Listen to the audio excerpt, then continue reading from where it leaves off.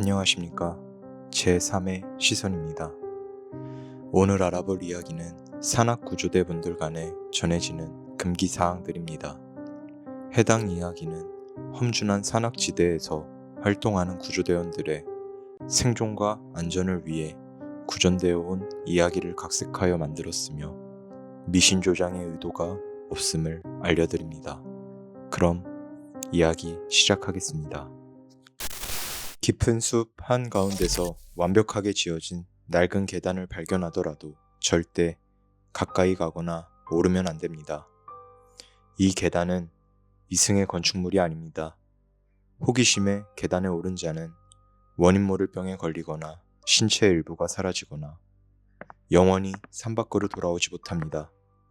대원간에 계단에 대해 언급하는 것조차 엄격히 금기시합니다. 깎아지른 절벽 꼭대기 등 도저히 인간이 갈 수 없는 불가능한 위치에서 실종자의 유류품이나 시신을 발견하더라도 그 원인을 추리하려 들면 안 됩니다. 원인 분석은 당신의 일이 아닙니다. 무사히 수습하는 일에만 집중하세요. 산속 깊은 곳, 허락되지 않은 호기심은 화를 불러올 뿐입니다. 야간 산행 중에는 동료의 진짜 이름을 함부로 크게 부르는 것을 절대 금기시합니다. 어둠 속에 숨은 그것이 그 이름을 기억합니다. 이후 동료의 목소리를 기계처럼 감정 없이 똑같이 흉내내어 대원을 위험한 곳, 엉뚱한 오지로 유인할 것입니다. 지리가 완벽하게 익숙한 곳임에도 나침반이 미친 듯이 돌고 똑같은 길을 맴도는 홀림 현상 발생 시 기억에 의존해 억지로 길을 뚫고 나가는 것을 금기시합니다. 산속 미지의 존재가 길을 가리고 아주 깊은 곳으로 당신을 유인하는 중입니다. 즉시 제자리에 주저앉아 음식을 섭취하거나 입고 있던 겉옷을 벗어 뒤집어 놓으십시오. 이승의 기운을 역전시켜야만 그것에 눈을 속일 수 있습니다. 수색 중 인적이 드문 깊은 곳에서 보폭 5에서 6m의 거대한 발자국이나 수많은 기괴한 발자국 흔적들을 발견한다면 절대 혼자 그 흔적들을 쫓아가면 안 됩니다. 그것은 당신이 찾는 실종자나 동료의 발자국이 아닙니다. 아무에게도 말하지 않고 혼자서 발자국을 쫓아가는 순간 당신도 역시 깊은 곳에서 화를 당할 수 있습니다. 산속에서 일순간 바람, 새, 계곡물 소리 등 모든 자연의 소리가 꺼진 듯 완벽한 정적이 찾아오면 절대 그 자리를 벗어나려 뛰거나 소리를 질러서는 안 됩니다. 이는 이해할 수 없는 최상위 포식자가 바로 근처에 도달했다는 숲의 경고입니다. 즉각 몸을 최대한 낮추고 숨죽인 채 정적이 풀릴 때까지 기다려야 합니다. 통신 음영 지역이나 미사용 주파수에서 지직거리는 파열음과 함께 흐느낌이나 좌표를 반복하는 무전이 걸려오더라도 절대 응답 버튼을 눌러 대답하면 안 됩니다. 그 무전은 사람의 구조 요청이 아닙니다. 응답하는 순간 그 기괴한 목소리가 무전기 너머가 아니라 당신의 바로 등 뒤에서 속삭이기 시작할 것입니다.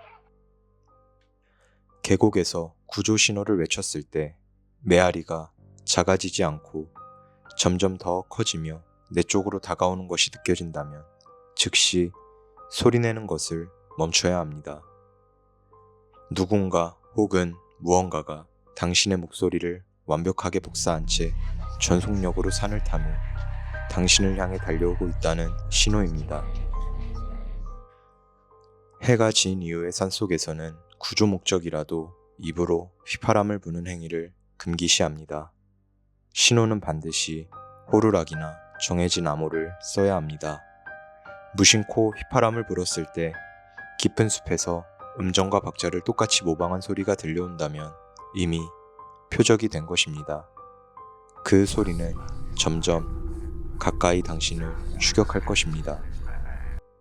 하산 중 일렬로 걸을 때 누군가 배낭을 툭툭 치거나 일정한 간격으로 낯선 발소리가 등 뒤에서 따라오더라도 절대 뒤를 돌아보아서는 안 됩니다. 산의 영적인 존재가 일행에 섞여 하산하려 하는 것입니다. 뒤를 돌아보아 눈이 마주치면 산 밖으로 영영 나갈 수 없게 되거나 그 존재를 세상 밖으로 데려오게 됩니다. 망원경으로 먼 능선의 조난자를 살필 때 그 형체에 이목구비가 없거나 기괴하게 뭉개져 있다면 구조를 핑계로 절대 혼자 그곳으로 향하면 안 됩니다. 당신이 쌍안경으로 눈을 마주친 순간 그 얼굴 없는 형체 역시 당신을 똑같이 쳐다보고 있었을 것입니다. 혼자 다가가는 순간 당신이 새로운 조난자가 됩니다. 눈보라치는 한겨울 고산지대에서 반팔 차림으로 기괴하게 활짝 웃으며 걷는 등산객을 목격하더라도 절대 아는 척하거나 구조하려 접근해서는 안 됩니다. 발자국조차 남기지 않는 그는 환각이 아니라 극한의 자연이 만들어낸 존재입니다. 시선을 피하고 조용히 스쳐 지나가십시오. 짙은 안개 속 야간 수색 작업 중 인원을 점호하여 한 명이 늘어나 있더라도 절대 랜턴으로 얼굴을 비추거나 정체를 확인하려 소란을 피우면 안 됩니다. 모두 똑같은 구조대원 복장을 하고 있는 그 존재의 정체를 들춰내는 순간 그것은 진짜 대원 한 명을 대신 어둠 속으로 데려가 버릴 것입니다.